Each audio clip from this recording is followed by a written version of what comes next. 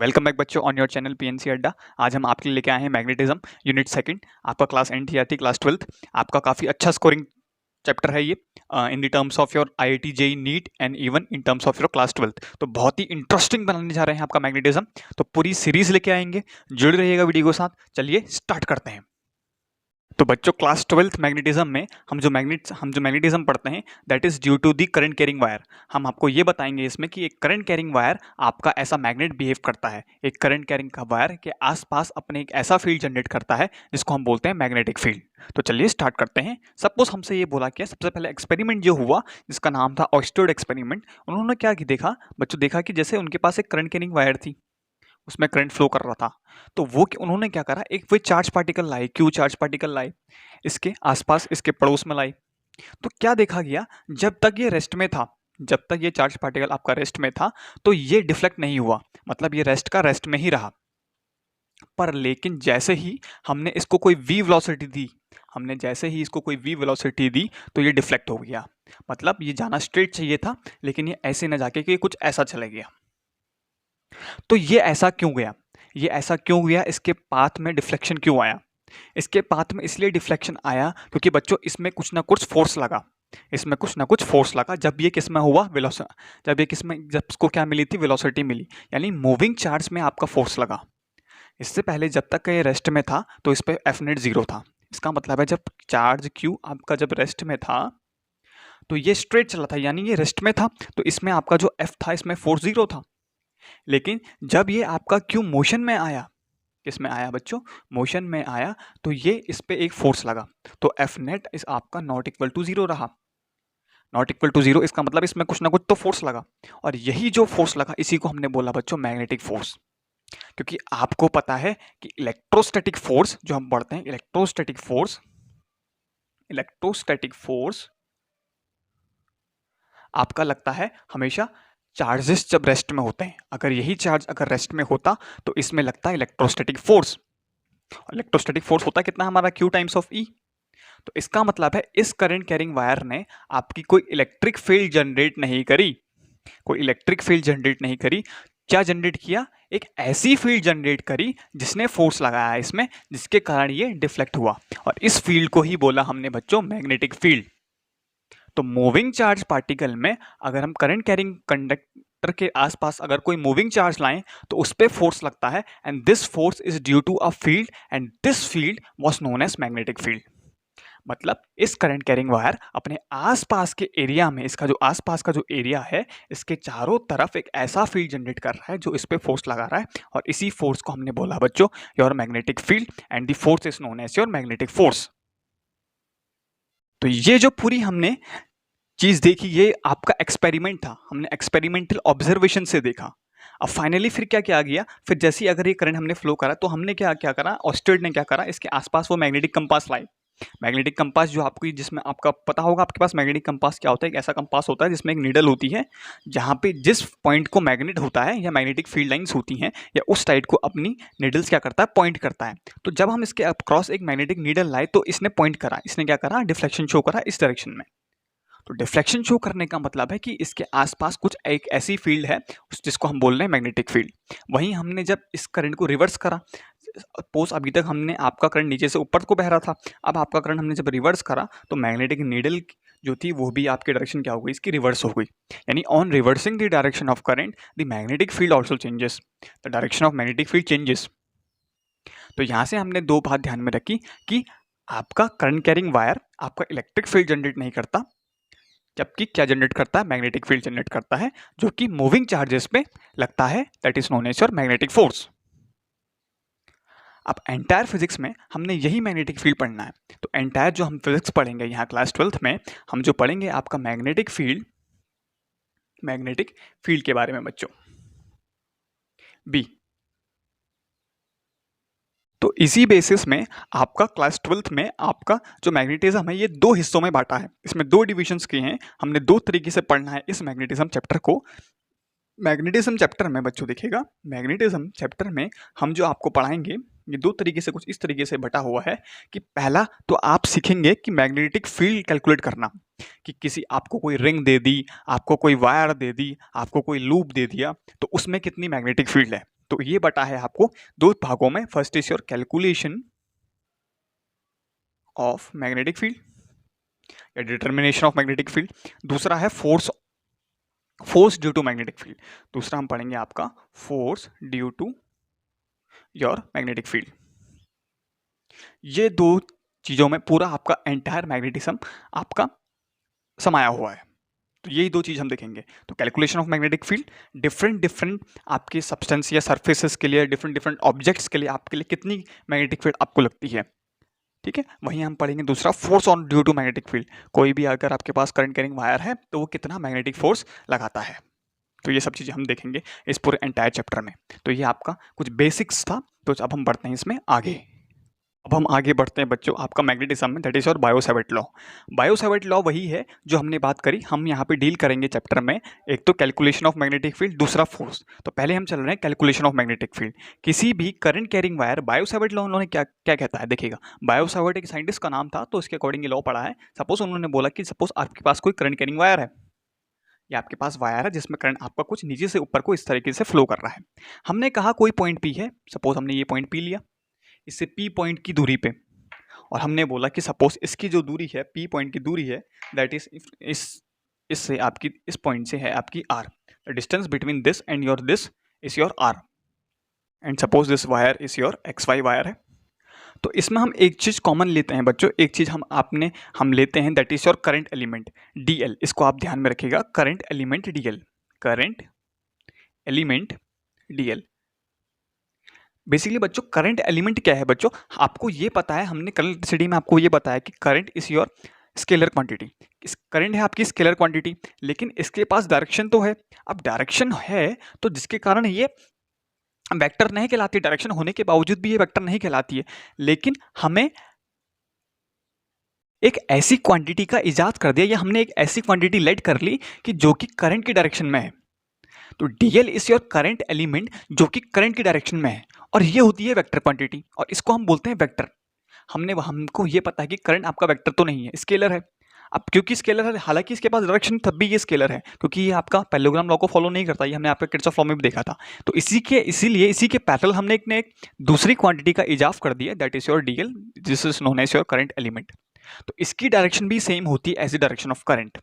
तो DL is your current element, small DL, ये हमने बोल दिया, ये आपका डीएल है, और जिसकी डायरेक्शन भी क्या होती है, same as the direction of current. एक छोटा सा पोर्शन इस वायर का, छोटा सा पोर्शन हमने ले लिया डीएल, जिसकी डायरेक्शन क्या रहती है, डायरेक्शन ऑफ करंट, और and yes this is your vector quantity. तो बस आपने यही ध्यान में रखना है। तो हमने ये बोला आपसे, ये करंट कैरिंग वायर है आपका, एक्स से वाई डायरेक्शन है आपके पास करंट की, नीचे से ऊपर को फ्लो कर रहा है। किसी पॉइंट पी दूरी पे आपके पास जो डिस्टेंस है आर, पोजीशन है आपका आर, डीएल वेक्टर से, DL this is your DL. अगर मैं इसको आर कहूँ तो आर वेक्टर कह सकते हैं आप, पोजीशन वेक्टर। अगर इसके बीच में एंगल थीटा है, theta is your angle between dl and R, your dl current element and R. तो यहाँ पे जो मैग्नेटिक फील्ड जनरेट होगी इस स्मॉल करंट एलिमेंट के कारण, इस स्मॉल करंट एलिमेंट डीएल के कारण पी पॉइंट पे जो मैग्नेटिक फील्ड जनरेट होगा उसको हम लिखेंगे डीबी। देखिएगा क्या दिया गया है लॉ, बहुत ध्यान से समझिएगा। DB equal to mu naught times of current, current कितना फ्लो हो रहा है इस सर्किट में, इस वायर में कितना करंट फ्लो हो रहा है, times of DL cross R, DL cross R. जी हाँ, ये क्रॉस प्रोडक्ट है, this is your cross product, DL cross R upon 4 pi mod of R cube, mod of R cube. दोबारा समझाता हूं मैं आपको formula, DB equal to mu naught times of I DL cross R upon 4 pi into mod of R cube, यानी magnitude of R cube. जो ये distance है, ये जो आर वेक्टर हम कह रहे हैं, इसका आपके पास मैग्नीट्यूड कितना है, where mu naught is your constant, mu naught upon 4 pi आपको पता है कांस्टेंट है, तो म्यू नॉट होता है यहाँ पे permittivity of free space, permittivity of free space. जैसे आपने इलेक्ट्रोस्टैटिक में आपने परमेबिलिटी पढ़ा था, यहां हम लेते हैं आपके पास constant, that is your permittivity of free space. तो म्यू नॉट की वैल्यू होती है बच्चों बेसिकली आपके पास 4 पाई 10 टू दी पावर -7, ये होती है आपके पास म्यू नॉट की वैल्यू। तो ये जो हमने फॉर्म लिखा है इसी को हम बोलते हैं बच्चों, ये है आपकी बायो-सावर्ट की vector form, this is your nothing but vector form of your Biot-Savart law. वहीं अगर मैं इसकी स्केलर फॉर्म लिख दूंगा तो डीबी वेक्टर कि अगर मैं स्केलर फॉर्म लिखूँ इसकी तो ये होती है म्यू नॉट, तो क्रॉस प्रोडक्ट आपको पता है आइडियल साइन थीटा क्या हो जाएगा इसका पास DL into R sine theta, तो हो जाएगा आपके पास DL R sine theta upon 4 pi R cube. तो आर से आर कैंसिल हो जाएगा, तो आपके पास जो वेक्टर, आपके पास जो स्केलर फॉर्म मिलेगी इसके बच्चों, ये मिलेगी, देखिएगा क्या मिलेगी, mu naught I upon 4 pi I DL sine theta upon R square. This is your scalar form. इसको हम बोलेंगे ये है आपकी scalar form of Biot Savart law, scalar form of Biot Savart law. तो this is your vector form and this is your scalar form, where theta is the angle between your dl vector and your r vector। अच्छा, अगर कुछ और चर्चा करें इस फॉर्मूले की, तो फॉर्मूला बिल्कुल बेसिक ऑब्जर्वेशन से लेके बनाया गया, एक्सपेरिमेंट करा और वहां से ऑब्जर्वेशंस करी। तो वहीं आपको पता है नॉर्मल हम अगर कोई फॉर्मूला अगर डिफाइन करते तो कैसे करा होगा इन्होंने, देखेगा इन्होंने ये कहा कि डी बी आपका डायरेक्टली प्रोपोर्शनल है, डी बी आपका डायरेक्टली प्रोपोर्शनल रहा होगा आई के। फिर उन्होंने बोल दिया होगा कि आपका D B was directly proportional to D L, current element D L. फिर आप कह सकते हैं D B is directly proportional your sine of theta, angle कितना है उसका हम साइन लेंगे, is directly proportional sine of theta, where dB is inversely proportional to your R square. तो यहीं से जाके अगर हम इन सबको कंबाइन करें तो आपके पास ये फॉर्मूला बन जाएगा, जहाँ पे आपका म्यू नॉट अपॉन 4 पाई आपका एक कांस्टेंट है। तो अगर हम इसी सबको कंबाइन कर लें तो आपके पास जो फॉर्मूला निकल के आएगा वो यही बनेगा। देखिएगा अगर हम इसी सबको कंबाइन कर लेंगे तो ये बन जाएगा डी बी इक्वल्स टू आपका I D L sine theta upon R square, और अगर डायरेक्टली प्रोपोर्शनल के अगर हम इक्वल टू लगाएंगे तो म्यू नॉट अपॉन 4 पाई हम एक कांस्टेंट ऑफ प्रोपोर्शनलिटी यहाँ पे लगा लेंगे। दिस इज योर फॉर्मूला जो हमने ये डिफाइन करा। तो ये है आपका ऑब्जर्वेशन, एक्चुअल फॉर्मूला आपके पास ये है। आपके पास ये ऑब्जर्वेशन आप ज़्यादा ये आपके काम में नहीं आएंगे। आपका जो मेन है आपके पास बायो-सावर्ट लॉ, जो आपके पास दोनों इंपॉर्टेंट है, आपको वेक्टर फॉर्म और स्केलर फॉर्म दोनों इसकी निकालनी आनी चाहिए। और ये हमने फॉर्मूला कैसे निकाला, कैसे हमने डिराइव करा, वो आपका मैंने इसका प्रोसेस यहाँ पे दिखाया है। तो जितना ज़्यादा करंट होगा उतना ज़्यादा मैग्नेटिक फील्ड होगा, जितना ज़्यादा करंट डीएल एलिमेंट है आपके पास, करंट एलिमेंट उतना ज़्यादा मैग्नेटिक फील्ड है। Sine of angle of theta, sine theta पे डिपेंड करेगा and would be inversely proportional to R square. जितनी इसकी दूरी होगी उतना कम उस पॉइंट में आपका मैग्नेटिक फील्ड होगा। तो दिस वॉज हल्का बहुत अबाउट योर मैग्नेटिक फील्ड। अब हम इसमें कुछ और चीज़ देखते हैं मैग्नेटिक फील्ड के बारे में कि कैसी क्वांटिटी है, वेक्टर है, स्केलर है, इसकी यूनिट के बारे में देखते हैं मैग्नेटिक फील्ड में।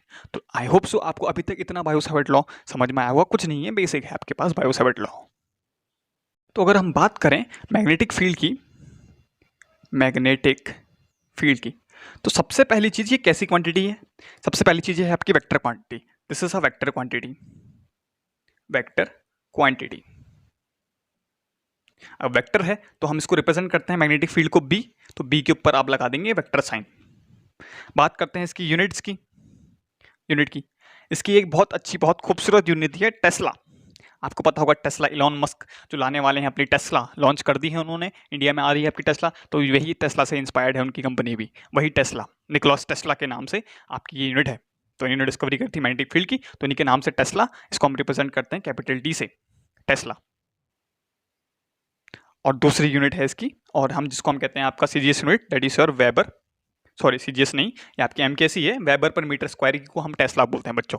सीजीएस नहीं है, ये आपकी एमकेएस यूनिट ही है, ऐसा ही unit weber per metre square. वहीं अगर हम इसकी सीजीएस यूनिट की बात करें तो that is your gauss. CGS unit जो है इसकी that is your gauss, gauss जी।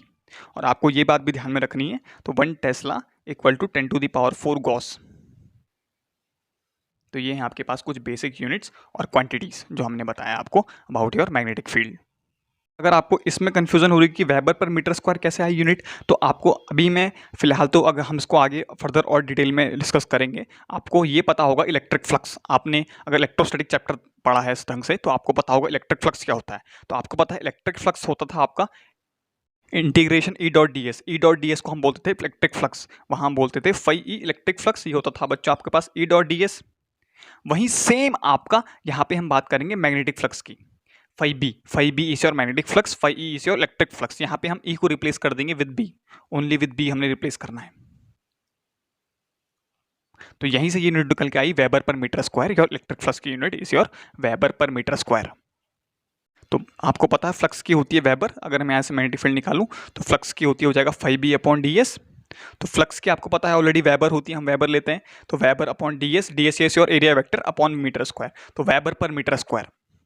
तो 1 टेस्ला, आप यहाँ तो टेस्ला बोलें या बोले वेबर पर मीटर स्क्वायर, दोनों ही बराबर हुए, और यहाँ पे 10⁴ जो कि क्या है आपकी सीजीएस यूनिट है, ये आपकी 1 टेस्ला के बराबर हो जाएगी। 1 टकला भी कह सकते हैं आप, Tesla, Tesla Motors. This was about basic about your, हमने जो डिस्कस करा इसमें क्वांटिटी और यूनिट के बारे में। तो कुछ और बातें करते हैं बच्चों इसमें। बायो-सैवर्ट लॉ में जो हमने मैग्नेटिक फील्ड पढ़ा था, कैसे हम निकालते हैं किसी करंट कैरिंग वायर में, तो आपके पास जो फॉर्मूला आया था, अगर मैं इसको रिपीट करवाऊं तो ये था mu naught I dl cross R times of magnitude of your R cube. तो ये था। तो आपको पता है मैग्नेटिक फील्ड है आपके पास वेक्टर क्वांटिटी है, तो इसके पास डायरेक्शन होगी। तो रही बात डायरेक्शन कैसे निकालेंगे, तो डायरेक्शन कैसे लगा लेंगे, देखिएगा डीएल क्रॉस आर है तो क्रॉस प्रोडक्ट है, और डीएल क्रॉस आर है तो हमें क्रॉस प्रोडक्ट में हम जो डायरेक्शन निकालते हैं विथ योर हैंड, हम हैंड से निकालते थे। अगर आपने क्लास 12th में अगर आपने वेक्टर्स पढ़े हैं तो आप क्रॉस प्रोडक्ट में हैंड्स, आप ये राइट हैंड का रूल आप लेते हैं, जिसमें आप डायरेक्शन कुछ इस तरीके से निकालते हैं। देखिएगा सपोज हम कह रहे हैं आपके पास कोई करंट कैरिंग वायर है, सपोज इनवर्ट है, क्रॉस शोज योर इनवर्ट, मतलब आपके पास कोई करंट कैरिंग वायर है जो कि इनवर्ट को है, अंदर को है, इस बोर्ड के प्लेन के अंदर को धसी हुई है।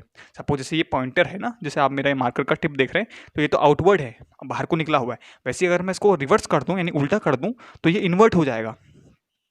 तो इन्वर्ट आपका करंट है, suppose I is your invert current. हमने पूछा है कि आप सपोज कोई पॉइंट पी है आर दूरी पे, तो इस पॉइंट पे पी पॉइंट पे आपको मैग्नेटिक फील्ड की डायरेक्शन निकालनी है। तो ये आर है, आर वेक्टर है, यानी पोजीशन वेक्टर, इसका आर वेक्टर से जो सेपरेशन है, आर वेक्टर हमने बोल दिया। तो हमने क्या करना है आपका, अगर हम रूल लगाएं राइट हैंड का, इसको हम बोलते हैं स्क्रू रूल, इसी को हम बोलते हैं स्क्रू रूल या right hand rule. Right hand rule देखो कैसे लगाते हैं बच्चों, देखा डीएल क्रॉस आर करना है आपने, तो डीएल की डायरेक्शन वही होगी जो कि डायरेक्शन ऑफ करंट है। तो करना क्या है, आपने अपने हैंड को इस तरीके से रखना है कि जो आपके पास जो नीचे का जो ये पोर्शन है, ये पाम का जो पोर्शन है, आपने इन द डायरेक्शन ऑफ करंट रखना है, तो करंट की डायरेक्शन आपने रखना है। तो आपने ये उंगलियां जो हैं आपके पास, जो फिंगर्स हैं, ये करंट की डायरेक्शन में जानी चाहिए आपके पास, ये गई आपके पास करंट की डायरेक्शन में, इनवर्ट, इनवर्ट है आपके पास करंट। अच्छा डीएल क्रॉस आर है, क्रॉस आर है यानी अपने आर की तरफ को चलना है, आर की तरफ, तो आर आपका इस साइड को है, देखें डीएल क्रॉस आर। तो देखिए जो आपका थंब है that will give you the direction of your magnetic field, तो थंब है आपका डायरेक्शन ऑफ मैग्नेटिक फील्ड बताएगा। तो ऐसे आप क्रॉस प्रोडक्ट में हैंड का यूज करते हैं इन डिटरमाइन डायरेक्शन। तो इसका मतलब है आपके पास जो मैग्नेटिक फील्ड है उसकी डायरेक्शन दिखेगा बच्चों, फिर से अगर मैं आपको समझाऊं तो कुछ नीचे को है, यानी मैग्नेटिक फील्ड आपका नीचे है दिस। तो हमेशा ध्यान में रखिएगा आप क्रॉस प्रोडक्ट में ये वाला का यूज करते हैं, आपने ये राइट हैंड का यूज करते हैं, या जिसको हम स्क्रू रूल भी बोलते हैं। अगर आपको स्क्रू रूल से आता है तो आप स्क्रू रूल लगा सकते हैं। जिस तरीके से आपने देखा है कि अगर हम, जैसे अगर कोई स्क्रू को अगर हम कसें, अगर हम इस डायरेक्शन में कसें तो इनवर्ट जाएगा, अगर बाहर को कसें तो आउटवर्ड आएगा। तो पूरे मैग्नेटिक फील्ड में आपका डायरेक्शन बहुत इंपॉर्टेंट है। तो यहाँ पे आपने आपको हाथ की जरूरत पड़ेगी, आपने कई तरीके से आपने हाथ घुमाने हैं। तो इसमें कुछ रूल्स भी हैं आपके हैंड्स के अकॉर्डिंग, आप पढ़ेंगे इसी में Maxwell rule, Maxwell thumb rule, Maxwell palm rule, ठीक है। उसके बाद हम पढ़ेंगे फ्लेमिंग्स रूल, ठीक है। अगर आपको सिंपल, अगर आपको वेक्टर में क्रॉस प्रोडक्ट में अगर आपको हैंड का रूल लगाना आना चाहिए तो बाकी आप जो बाकी अगर रूल्स आपको नहीं भी पता है तो उससे भी आप कर लेंगे। सिमिलरली बच्चों चलो एक और कर लेते हैं। इस बार हम कह रहे हैं आपसे, सपोज आपके पास करंट ये है, आउटवर्ड है, मतलब आपकी तरफ को है, करंट की डायरेक्शन आपकी आउटवर्ड है, ठीक है। ये आपका वायर है, आउटवर्ड है, आपको पी पॉइंट यहाँ पे दे रखा है, सपोज ये पी पॉइंट है, ये इसकी डिस्टेंस आर है, आर दूरी पे आप निकालें इस मैग्नेटिक फील्ड की डायरेक्शन। तो स्क्रीन पॉज करें और निकालें डायरेक्शन, फिर मेरी डायरेक्शन देखें कैसे हम निकाल रहे हैं। तो चलिए फिर स्टार्ट करें फिर, तो देखिएगा, तो करंट देखिएगा इस बार ऊपर को है, तो टुवर्ड्स योर सेल्फ है, टुवर्ड्स द स्क्रीन है। तो देखिएगा ये है ना आपके पास करंट, तो dl I DL cross R, देखिएगा क्रॉस आर, आर नीचे को है आपका, आई ऊपर को है, आर नीचे को है, तो थंब आपका ऊपर को जा रहा है। तो इसका मतलब है इस बार जो डायरेक्शन है मैग्नेटिक फील्ड की, ये आपके ऊपर को है।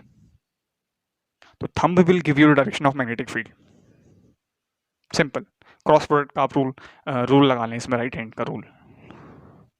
चलिए एक और ले लेते हैं, फिर आपको अगर ये रूल आपको समझ में आ रहा है तो एक और ले लेते हैं हम एग्जांपल। सपोज ये है आपके पास करंट आई, आपको इस बार सपोज ये है आपके पास पी पॉइंट, तो इस बार आपको यहाँ निकालना है, तो और ये है आपके पास दूरी आर, फिर से लगाइए इसमें, देखिएगा स्क्रीन पॉज कर लीजिए और इसको करिए, इसमें डायरेक्शन ऑफ मैग्नेटिक फील्ड निकालो एट पॉइंट पी। ये करते हैं फिर से, देखिएगा आई की डायरेक्शन में आपने हैंड इस बार ऐसे रखना, देखिएगा ये आपके पास हैंड आ गया आई की डायरेक्शन में, और देखिएगा आर आपका इधर को है, देखिए थंब इस बार मेरा अंदर को जा रहा है, बोर्ड के अंदर, थंब मेरा अंदर को है, तो इसका मतलब है आपके पास जो इस पॉइंट पे जो मैग्नेटिक फील्ड होगी that would be your inward. तो आई होप सो आपको ये रूल लगाना आया हो। अब इसी को ऐसे भी एक्सप्लेन कर दिया गया, एक रूल बना दिया गया सिंपल। अगर आपको ये समझ में नहीं आया, ये रूल समझ में नहीं आया, तो इसलिए मैग्नेटिक फील्ड के लिए एक और रूल बना दिया गया आपके लिए। देखिएगा क्या बोलते हैं ये, सपोज आपके पास कोई करंट कैरिंग वायर है आई, हमने पी पॉइंट पे निकालना है आपका करंट, पी पॉइंट में सॉरी हमने मैग्नेटिक फील्ड की डायरेक्शन बतानी है, तो कैसे बताएं, तो ये है आपकी दूरी आर। तो इन्होंने बोला कि होल्ड दी फिंगर्स, आप अपने पहले सबसे पहले आपने अपने लेना राइट हैंड लेना है, राइट हैंड आप ले, hold the thumb in the direction of your current, आपने जो थंब की डायरेक्शन शो करनी इन द डायरेक्शन ऑफ करंट, देखिएगा थंब ये है आपके पास, आपने डायरेक्शन ऑफ करंट की डायरेक्शन में आपने रखा, और आपने जो फिंगर्स जो खोलनी है ये आपने खोलनी है in the direction of R, R की तरफ को आपने खोली, तो देखिएगा, तो then the push of palm, push of palm मतलब अगर हम इसको दबाऊं, अपने हाथ को दबाऊं तो पुश कर रहा हूं, तो पुश ऑफ पाम कहाँ है मेरा, टुवर्ड्स द बोर्ड, मैं बोर्ड की तरफ को पुश कर रहा हूं, then the push of palm would give you the direction of your magnetic field, यानी मेरा जो पुश है वो कहाँ को है, अंदर को है ना, बोर्ड के अंदर को है, तो यानी इस पॉइंट पे जो मैग्नेटिक फील्ड होगी ये अंदर को होगी, यानी इनवर्ड होगी ये। सिमिलरली अगर हम यही रूल को अगर हम इस केस में लगाएं, देखिएगा सपोज इसके पास आपके पास करंट अब ऐसे है नीचे की डायरेक्शन में, सपोज हमने वही कहा कि पी पॉइंट पे निकालें, ये आपके पास आर है दूरी इसके बीच की, तो इस बार देखिएगा इस बार आपके पास कुछ इस तरह का सीन हो गया है, देखिएगा ये, देखिएगा करंट नीचे है ना, आपका थंब की डायरेक्शन नीचे है, थंब की डायरेक्शन नीचे आ जाएगी आपकी, इस बार ये ऐसी आ जाएगी कुछ, तो देखिएगा मेरा जो हाथ है पुश ऑफ पाम है, जो मेरा पुश ऑफ पाम है ये टुवर्ड्स योर सेल्फ होगा, आपकी तरफ है, यानी स्क्रीन की तरफ को है, तो आपकी तरफ को हुआ तो मानी आउटवर्ड आया है इस बार, तो आउटवर्ड को हम डिनोट करते हैं विद द डॉट, तो यानी ये है डायरेक्शन ऑफ मैग्नेटिक फील्ड। तो आपको आई होप सो ये पूरी बातें जानकारी डायरेक्शन के बारे में समझ में आई होगी। राइट हैंड पाम रूल कैसा लगाएंगे, या सिंपल हम स्क्रू रूल या वेक्टर रूल लगा सकते हैं, कोई भी एक रूल आप पकड़ लें, ज़्यादा बेटर होगा तो अगर आप वेक्टर रूल ही देख लें, क्योंकि ये आपको पूरी एंटायर मैग्नेटिज्म में आपके पास अगर आपको ये रूल आता है तो आप ये इजीली लगा सकते हैं, बाकी कोई दूसरे रूल्स की आपको ज़रूरत नहीं पड़ेगी। तो हालांकि मैं आपको ये रूल भी लिखवा देता हूँ, दोनों रूल्स हम आपको लिखवा देते हैं, तो तब तक के लिए इसको आप नोट कर लीजिए।